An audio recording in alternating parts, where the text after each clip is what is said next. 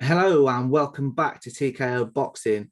This morning we're going to react to the big fight from last night, Joe Joyce versus Carlos Takam.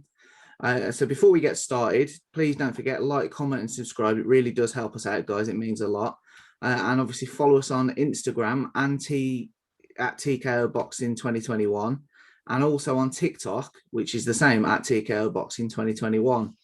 So right, let's get into it. Ben, what did you think about last night? Well, I thought it was a bit at the start. I thought Joyce would have come out a little better than he did. I thought Takam found gaps in Joyce's defence and got quite a few right hands in and quite some flush shots, which we've never really seen happen too often with Joyce. So that surprised me. It was just a steady fight, wasn't it? I think there was nothing too exciting in it, but it wasn't too dull. They both landed here and there, and it was just. I think, like Scott said the other day, Joyce isn't the most exciting fighter to watch, but he gets the job done. And to be fair, that is just what happened last night. He just went out there and he looked a bit shaky, but all that matters, he got the job done. Yeah, no, I would agree. I think, I don't want to brag or anything, but I was right, wasn't I? With Joyce came out and, first round certain, he was behind his jab and he controlled the fight from there. I think these sort of fights, although we get excited about them, they're always a little bit of a risk, aren't they? Because, with this week, with Joyce being confirmed as the next mandatory for the WBO situation, they sort of don't want to take risks, do they? When there's only Dylan White who he's crazy enough to actually take a proper risk when he's in this situation. As much as we love him for it, I don't think we can blame a fighter for not taking that risk because they've worked their whole career, haven't they, to get to this point.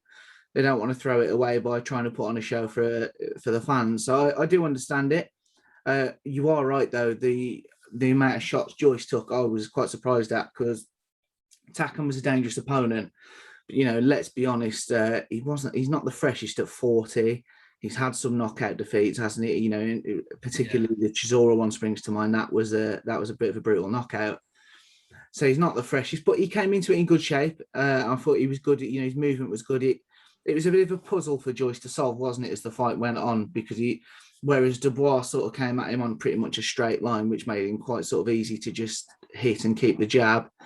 It was the opposite, wasn't it? It gave Joyce something to think about. So I thought it was a good fight for him at this point. I mean, after go on. No, I think, like you say, it was a bit more awkward, but I think Takam did the same for AJ. I think the height at heavyweight, it makes it very awkward because they're punching down, aren't they? And I think that makes a difference. Then Takam, he likes to come in close and I just think his height makes him a very awkward customer to fight, really. And I think it was quite similar to the AJ fight in the way it went.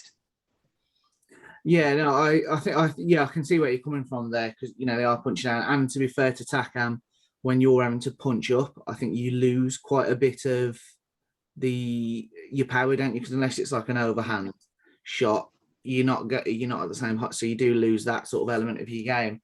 So just sort of quickly to conclude, I thought it was an okay fight, wasn't it? It did what it needed to.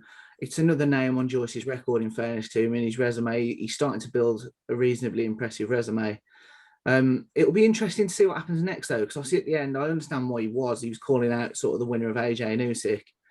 Now, that's not going to happen, is it? We briefly mentioned it the other day.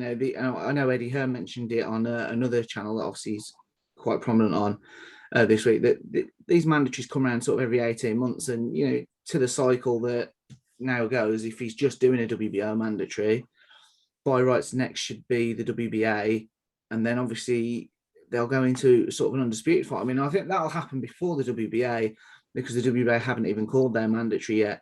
So I mean, Joyce is going to have a bit of a wait. So forget the belt situation. What do you think happens next? Where does Joyce go from here for sort of his next fight, say?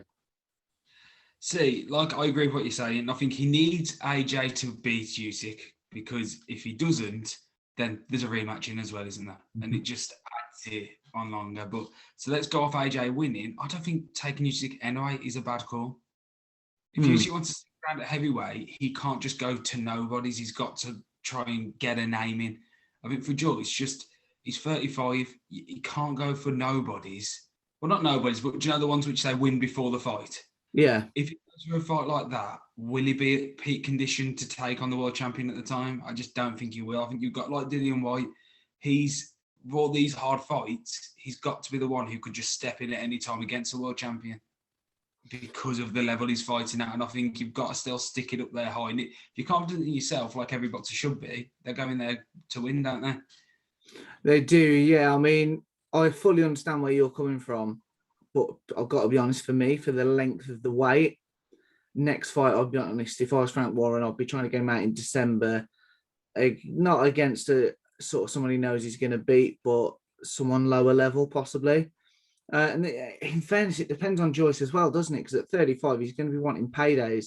So it wouldn't even shock me if, if they get word over the next couple of months that, you're going to have to wait for this title shot. I think we could see the Dubois rematch next, because obviously he's Frank Warren's love child, it seems to be. So I think we could see that fight next. I really do. Well, what we've got to say though first, the stoppage. We've kind of bypassed the stoppage a bit. What did you think of it? I thought it was a little bit soft. I've got to be honest. Takam, he's got a chin on him. To be fair, if I was him, I'd never be fighting in the UK again, because obviously he was a bit harshly treated against AJ, and then it's happened again now. So, do you agree, soft? Yeah, I think he wasn't really throwing many back. I think Joyce was landing some, but Takam didn't look hurt. He was just soaking it up and soaking it up. He never. I think it's a really hard one to stop a fight when a fighter hasn't even been knocked down at any point. He was soaking up. He didn't look out of it. He just looked like he was biding his time for me. And I think it was soft, but I get it safety wise.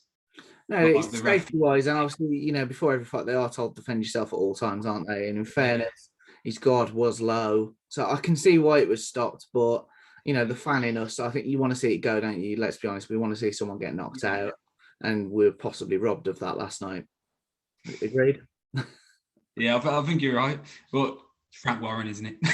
Yeah, I'm not. We'll have to speak to Scott, who, by the way, to any of our regular viewers, only isn't here because he can't handle his drink, so he couldn't get up this morning. So pelts for Scott. And what it is, he's too ashamed of his prediction of Takam winning. That's what it was. Could be the that. only person in the UK said Takam was going to win. So right, we'll wrap it up there, guys. We'll all be back for the next one. And thanks for watching. And don't forget, please, like, comment, and subscribe. I'd love to hear your opinions on the stoppage. So cheers, guys. Cheers.